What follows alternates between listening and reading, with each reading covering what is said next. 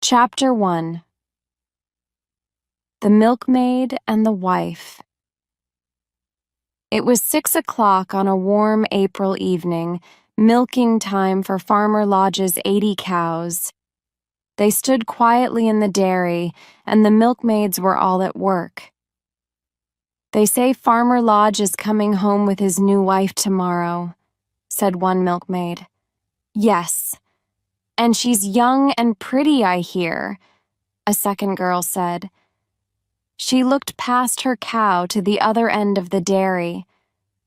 There was another milkmaid there, a thin, older woman, about 30 years old. The first girl looked at the older woman, too. "I'm sorry for her," she said quietly to her friend. "Oh, no," said the second girl. "That was years and years ago. Farmer Lodge never speaks to Rhoda Brook these days." When the milking was finished, the milkmaids left the dairy and went home. The thin woman, Rhoda Brook, did not walk to the village with the other girls.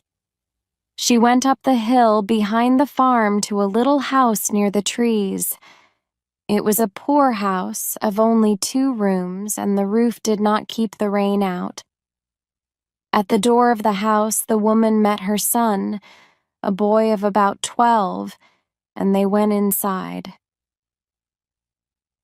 "I heard something at the dairy today," the woman said. "Your father is bringing his young wife home tomorrow. I want you to go and look at her." "Yes, mother," said the boy. "Is father married then?" "Yes." "You can go into town and do my shopping for me, and when you see her, there or on the road, look at her carefully." "Yes, mother." "What is she like? I want to know. Is she tall? Is she short? Are her eyes blue or brown or green? Look at the color of her hair, the color of her dress. And look at her hands. Does she have small white hands, or the hands of a milkmaid, a worker's hands? You must look at all these things and tell me." "Yes, mother," the boy said again. He took a piece of bread from the table and began to eat it. His mother said nothing more but turned her thin, pale face to the open door. Her beautiful dark eyes stared out at the trees, seeing and not seeing. The next evening was warm and sunny.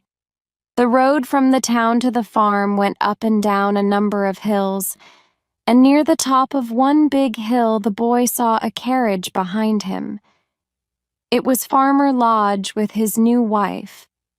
She was a pretty young thing, much younger than her husband, with a sweet, innocent face. The boy carried a heavy bag and was happy to stop and stare for a minute. The carriage came slowly up the hill, and the boy took a good long look at the farmer's wife. His eyes never left her face.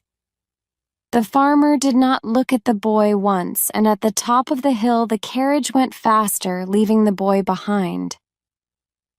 "How that poor boy stared at me," said the young wife.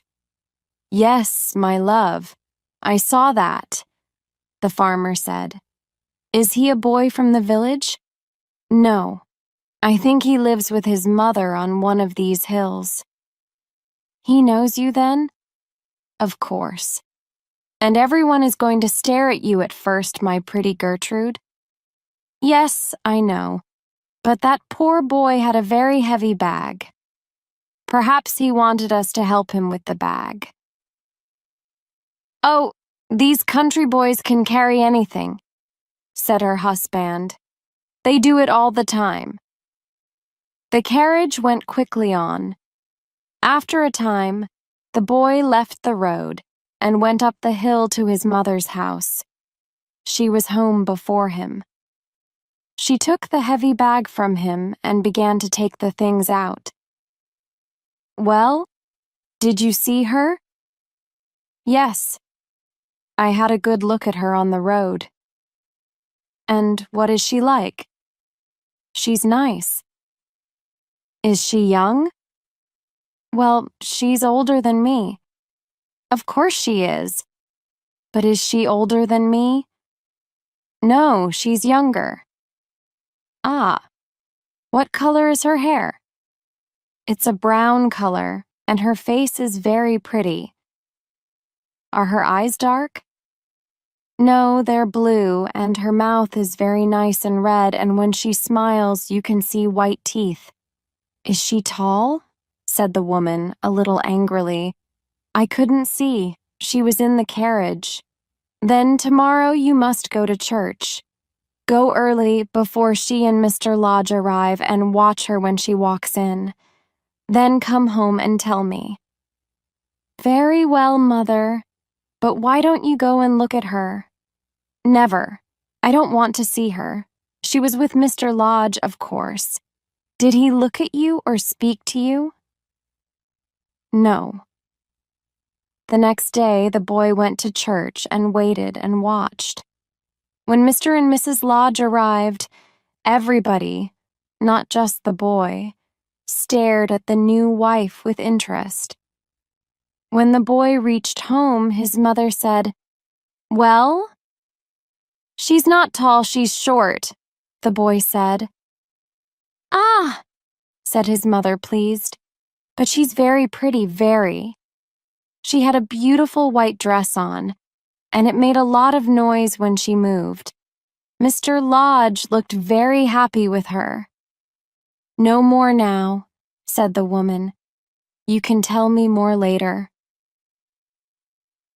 In the next days, Rhoda Brooke heard more and more from her son about the new wife.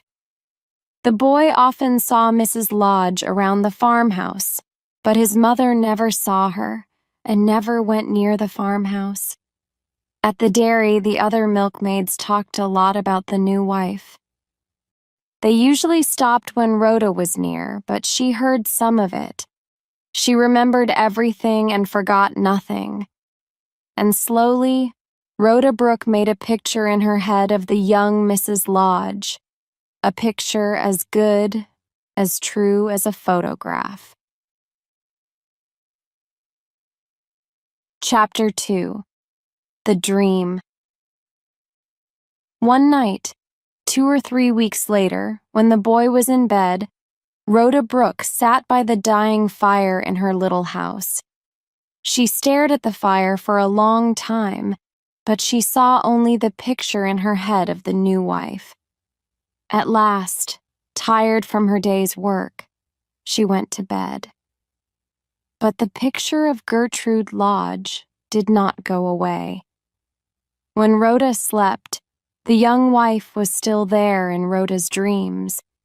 She sat on Rhoda's body in the bed, staring into Rhoda's face.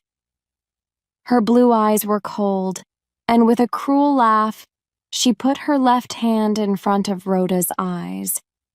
There, on the third finger, was her wedding ring.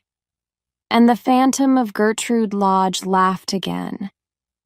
Rhoda turned this way and that way, but the phantom was still there. It sat, heavier and heavier on Rhoda's body, and now Rhoda could not move. Always in her ears was that cruel laugh, and always in front of her eyes was that left hand with its wedding ring. At last, half dead with terror, Rhoda suddenly put out her right hand, took hold of the phantom's left arm, and pulled it hard. The phantom fell off the bed onto the floor, and Rhoda sat up. "Dear God," she cried. She felt cold, so cold. That was not a dream. She was here. She could still feel the young woman's arm under her hand, a warm, living arm. She looked on the floor for the woman's body, but there was nothing there. Rhoda Brooke slept no more that night, and at the dairy early the next morning she looked pale and ill. she could not forget the feel of that arm under her hand. When she came home for breakfast, her son asked her, "What was that noise in your room last night, Mother? Did you fall off the bed?" "Noise? What time did you hear it?" "About 2 o'clock. But what was it, Mother?" "Something fell, I heard it. Was it you?" Rhoda did not answer, and after breakfast, she began to do her work in the house. At about midday, she heard something and looked out of the window. At the bottom of the garden stood a woman, the woman from her dream. Rhoda stood still and stared. The boy came to look out of the window, too. "Oh, there's Mrs. Lodge," he said. "She told me." "Told you?" said his mother. She looked angry. "Why did you speak to her? I told you not to." "She spoke to me first. I met her in the road." "When was this?" "Yesterday." "What did you tell her?" "Nothing. She began to talk to me, and then she saw my old shoes. She said, 'Do they keep the rain out?' And I said, 'No, they don't, but Mother and I have no money for new shoes.' Then she said, 'I can give you some better shoes.' She's bringing them now, I think. Perhaps they're in her bag. She's very nice, Mother. She gives things to lots of people." By now, Mrs. Lodge was at the door. Rhoda wanted to run away, but there was no back door in her little house. So she waited, and the boy ran to open the door. "This is the right house, then," said Mrs. Lodge, smiling at the boy. "And this is your mother, is it?" The face and body were the same as those of the phantom in Rhoda's dream, but there was nothing cruel in this face. The blue eyes were warm, and the smile was sweet and kind. The young woman took the shoes out of her bag and gave them to the boy. She smiled and talked in a warm and friendly way. "How kind she is," thought Rhoda. "How young and sweet and innocent. Why did I have that bad dream about her? She's a friend, not an enemy." 2 days later, Mrs. Lodge came again, with a new shirt for the boy, and 12 days after that she visited Rhoda a third time. The boy was out that day. "I like walking up here on the hill," Mrs. Lodge told Rhoda, "and your house is the only one up here." They talked about the weather and the village. Then Mrs. Lodge got up to leave. "Are you well, Rhoda?" she asked.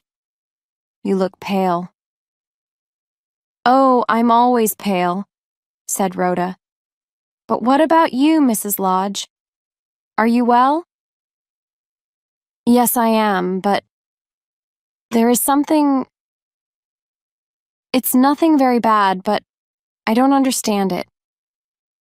She uncovered her left hand and arm. There were marks on the arm, yellowy brown marks, like marks made by fingers. Rhoda stared at them. "How did it happen?" she asked. "I don't know," said Mrs. Lodge. "One night when I was in bed, I had a dream, and then suddenly my arm hurt very badly. Perhaps I hit it on something in the daytime, but I don't remember it." She laughed. "My dear husband says it's nothing very much, and he's right, of course." "Yes." "Which night was that?" said Rhoda. Mrs. Lodge thought for a moment. "It was 2 weeks ago today. It was 2 o'clock in the night. I remember, because I heard the clock." It was the same night, the same hour, as Rhoda's dream of the phantom. Rhoda remembered the terror of it and felt cold. How can this be? She thought when Mrs. Lodge left. Did I do that? But why? She is innocent and kind. I don't want to hurt her. And how can a thing like that happen? Only witches can do things like that. Chapter 3. The Face in the Glass. The days went past, and Rhoda Brooke was afraid to meet Mrs. Lodge again. She liked her and did not want to remember the strange dream or the strange marks on the young wife's arm. But she could not stop thinking about them. One day they met on the road from the village. They began to talk, and after a minute or two, Rhoda said, "How is your arm, Mrs. Lodge? Is it better now?" "No, it isn't. It's worse than before. Sometimes it hurts very badly." "What does the doctor say about it?" asked Rhoda. "He doesn't understand it. He just says, 'Put the arm in hot water for 5 minutes twice a day.' Well, I do that, but it doesn't help." "Can I look at your arm?" asked Rhoda. Once again, the younger woman uncovered her arm and Rhoda stared at it. The arm was thinner and a little withered, and the marks looked more and more like marks made by fingers. Rhoda remembered her dream and the feel of the arm under her hand in just the same place. "It looks like the marks of fingers," Gertrude Lodge said. She tried to laugh. "My husband says they are a witch's marks. A witch put her hand on my arm, he says, and it's killing the flesh."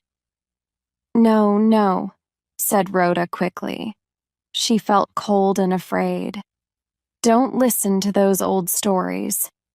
The young wife's face was unhappy.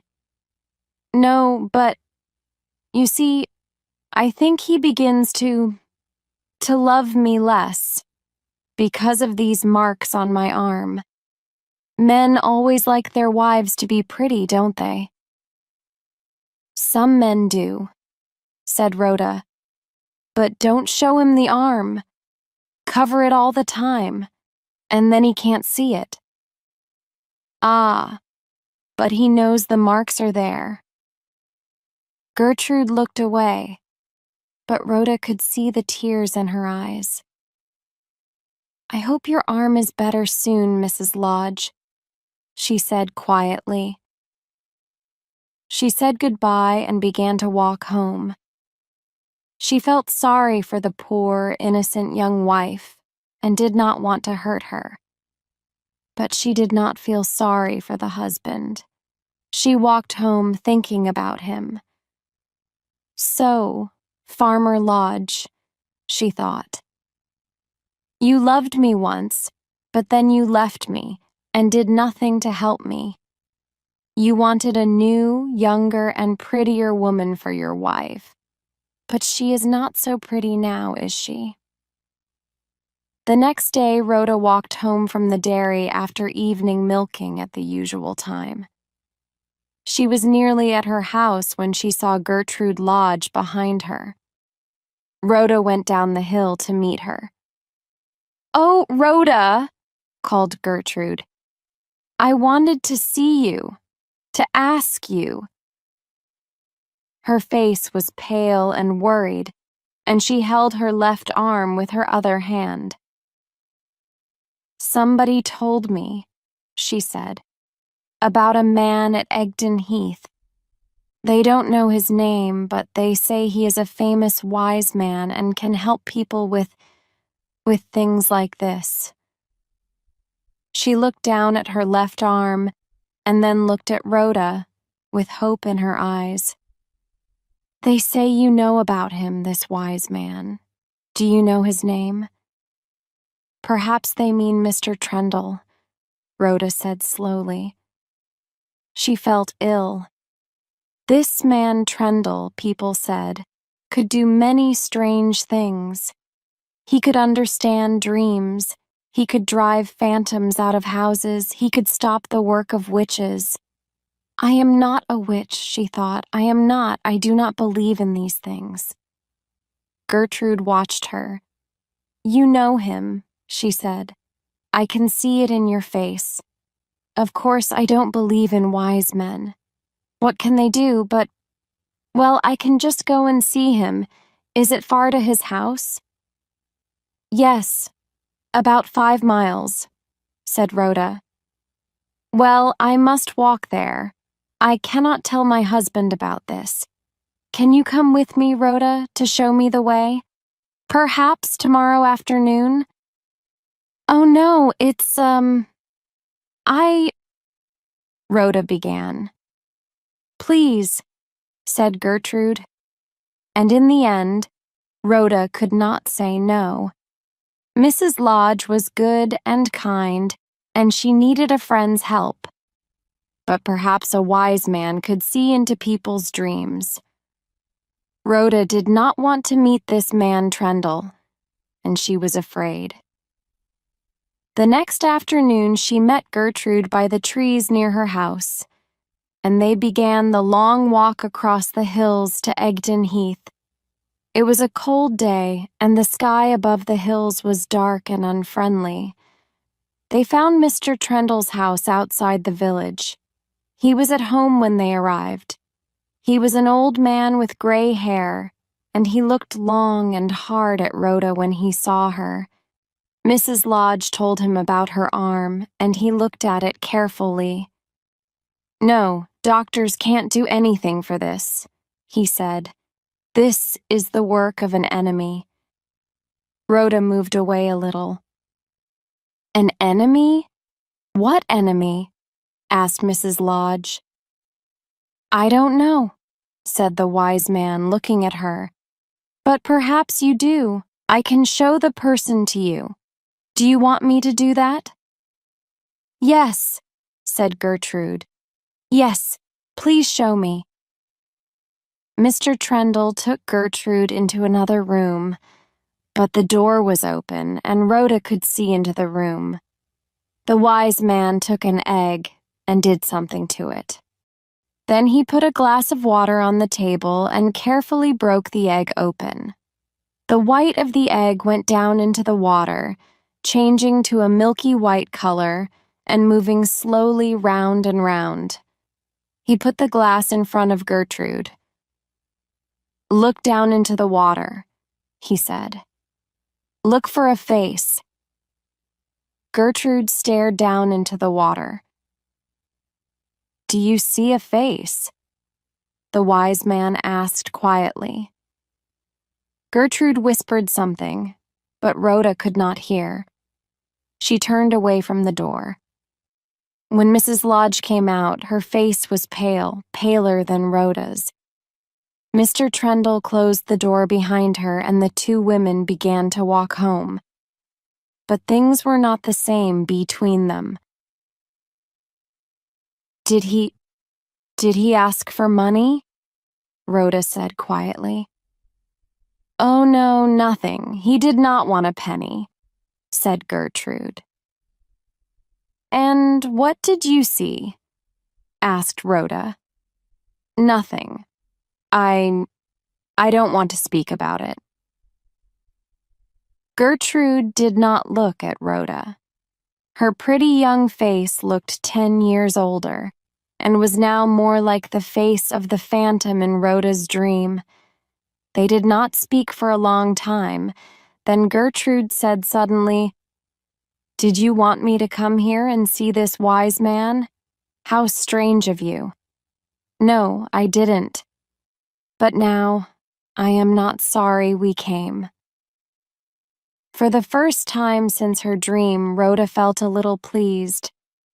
Life was cruel, she thought, and Gertrude Lodge must learn that lesson too. On the long walk home, they did not speak again about their visit to the wise man.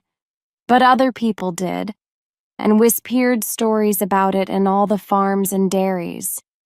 Mrs. Lodge could no longer use her withered arm to do anything, and Pupil began to put the word witch in front of the name Rhoda Brooke. Rhoda said nothing to anybody about the phantom of her dream, but her face got thinner and paler. And in the spring, she and her boy left their house and went away into the hills in the west. Chapter 4. The Cure for a Curse. 6 years went past, and Mr. and Mrs. Lodge's married life was not happy. The farmer said little, and did not often smile. His wife had a withered arm, and there were no children to call him father, and to run laughing around the farmhouse. He thought of Rhoda Brooke and her son, his son, but that was the past, and he could not change it now. Gertrude Lodge was a different woman, too. She was only 25, but she looked older. Once a happy, smiling woman, she was now sad and worried all the time. She loved her husband, but he no longer loved her, and she knew it. 6 years of married life, and only a few months of love, she sometimes whispered. Her left arm was no better. She tried one thing after another, but nothing helped it. Some of the things were a little strange, and her husband did not like them. "You think too much about your arm," he said. "You need somebody to talk to, somebody to be around the house. At one time, there was a boy. I wanted him to come and live with us, but he is too old now. And he went away. I don't know where." Gertrude knew about this boy now, and all of Rhoda Brooke's story, but she and her husband never spoke about it. And she never said anything to him about her visit to the wise man of Egdon Heath, or about the face in the glass. She wanted so much to find a cure for her arm. "My husband cannot love me because of this arm," she thought. "So I must find a cure for it, I must. The wise man helped me before. Perhaps he can help me again." So one day she walked to Egdon Heath. She did not know the way, but at last she found the house. "You can send away other things, I know," she said to Trendle. "Hair on women's faces and things like that. Why can't you send this away?" She uncovered her poor, withered arm. "No, I'm sorry. But I can't help you," said Trendle. "Your arm is withered because of a curse. It's not easy to find a cure for that." "Is there no cure anywhere?" asked Gertrude sadly. "There is one thing." Trendle began slowly. "But it's not easy for a woman to do." "Oh, tell me," said Gertrude. "Please."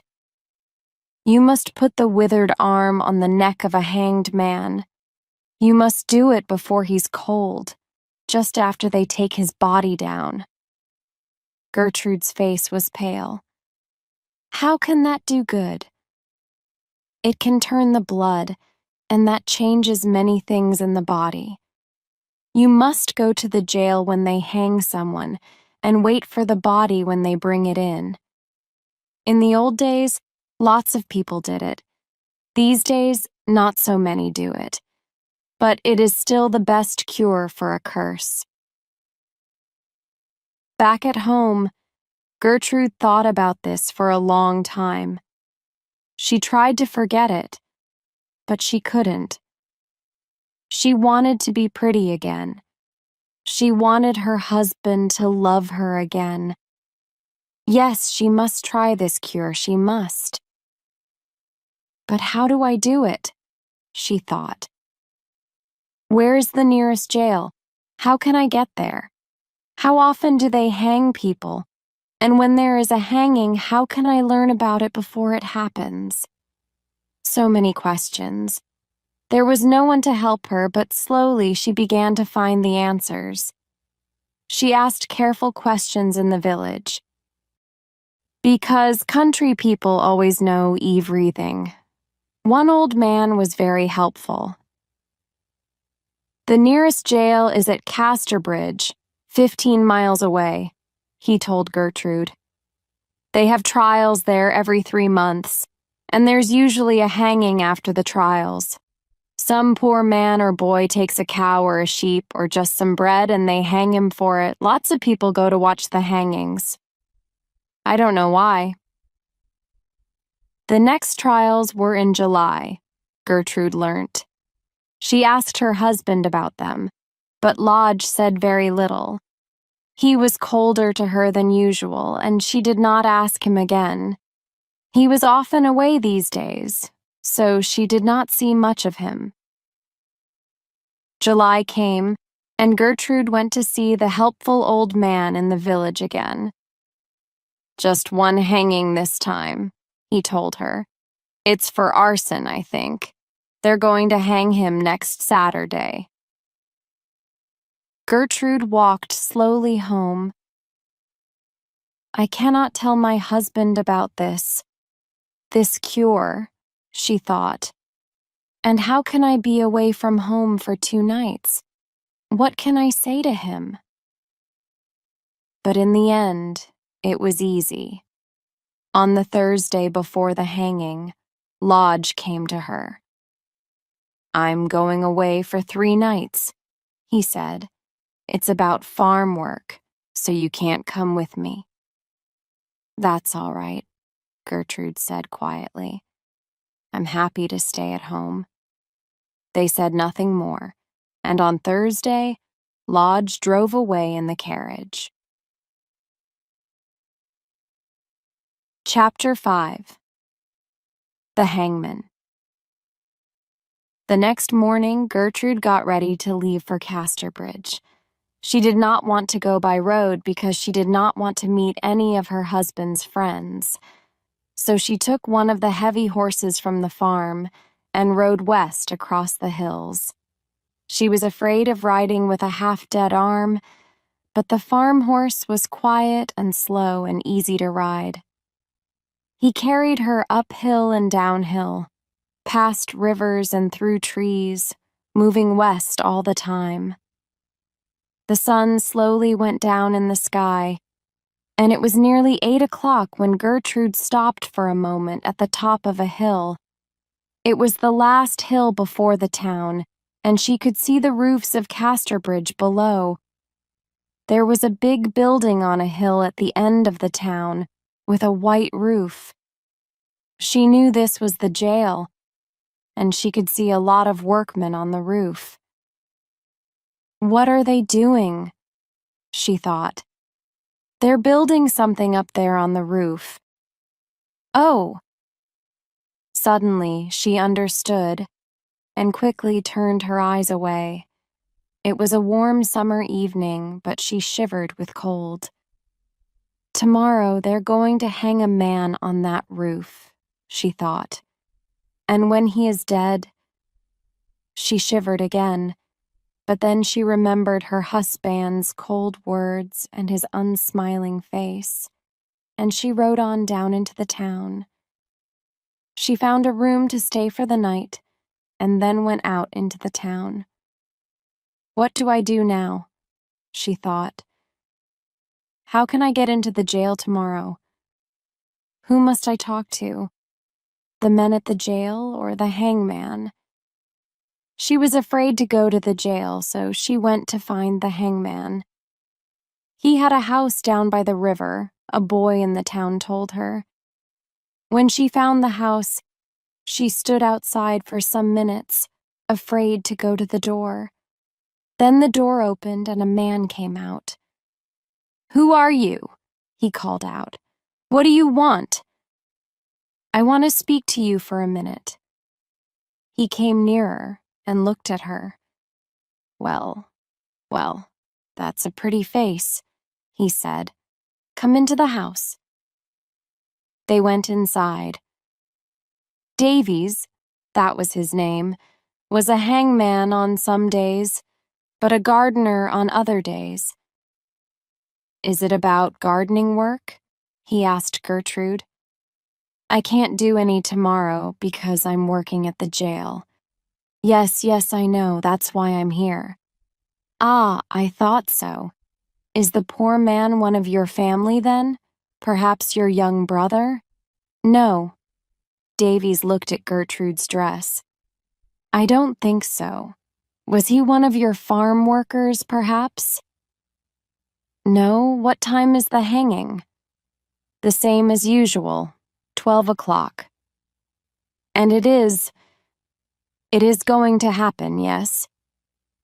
"Oh yes, nothing can stop the hanging now," said Davies.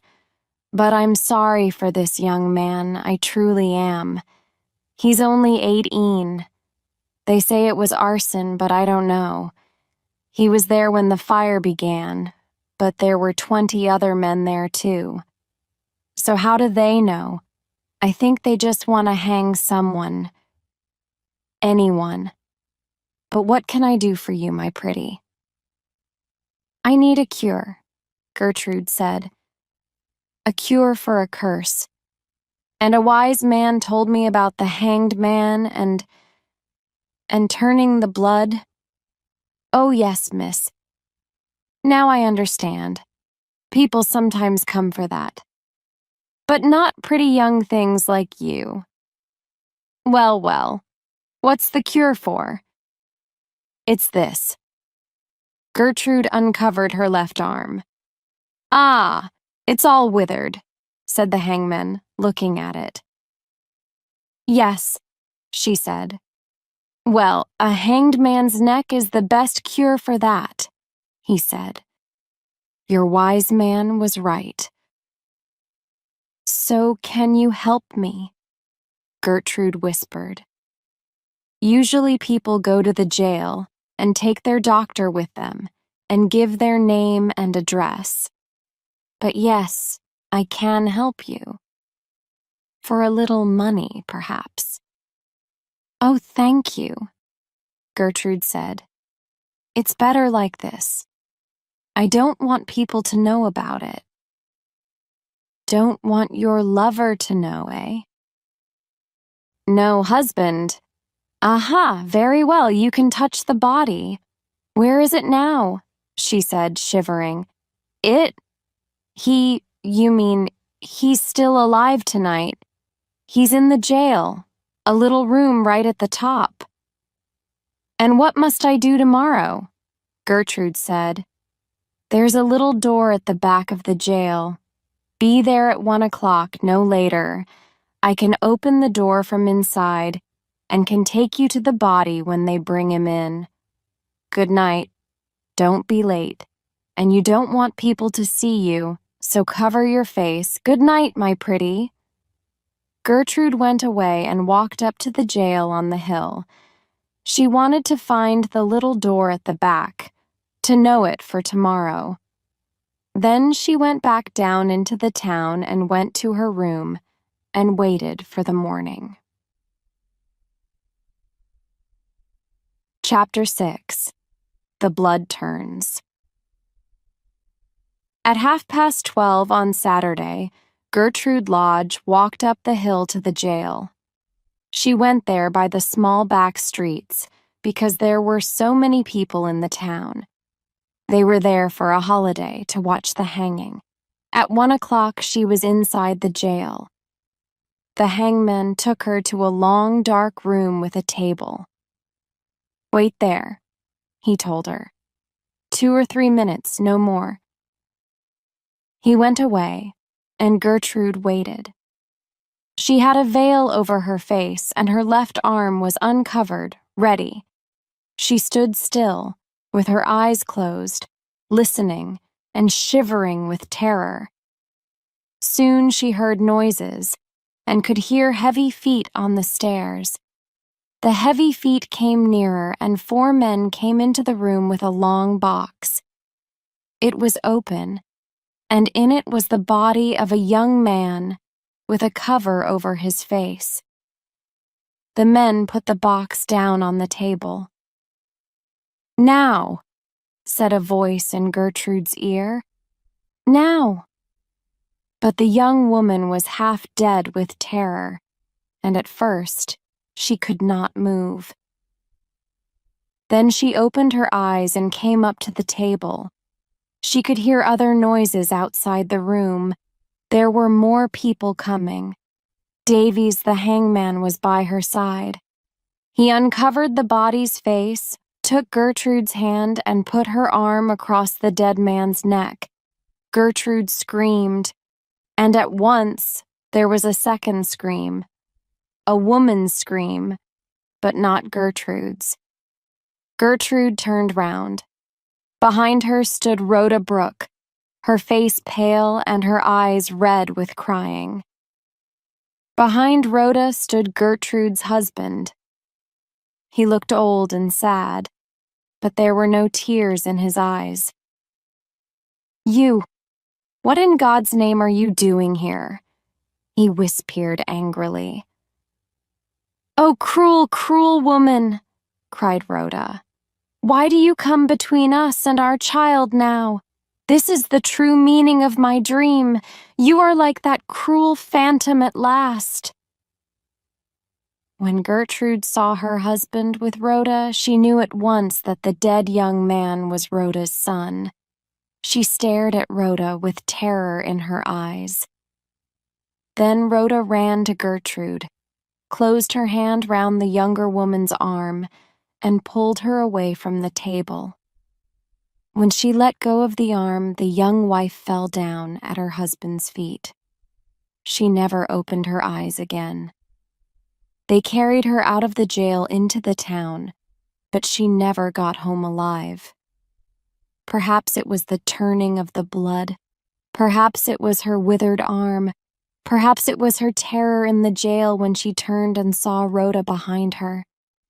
Doctors came and looked at her, but they could do nothing to help her, and 3 days later, she died. In those days, the unhappy parents of a hanged man came and took the body away after the hanging. That was why Farmer Lodge was at the jail with Rhoda that day. It was not his first visit to the jail. With Rhoda, he went many times to visit his son that summer, and that was why he was away from the farm so often. But after his young wife died, nobody ever saw Farmer Lodge was in Casterbridge again. He went home to his farm, but he did not stay there long. After a short time, he sold the farm and the farmhouse and all the cows and sheep and horses. Then he went away to live in a small town by the sea. He lived very quietly, without any friends or family near him. When he died 2 years later, he left a lot of money. Most of it went to a home for poor boys, but there was money for Rhoda Brooke, too. For some time, nobody could find Rhoda. Then one day, she came back to her old house near the dairy. But she never took a penny of Farmer Lodge's money. She went back to work in the dairy and worked there for many long years, milking the cows in the morning and again in the evening. Her dark hair turned white, and her sad, pale face looked thin and old. Most people knew Rhoda's story, and sometimes they watched her at milking time. What did she think about all those long days, at morning and evening milking? But nobody ever asked her, and nobody ever knew the answer.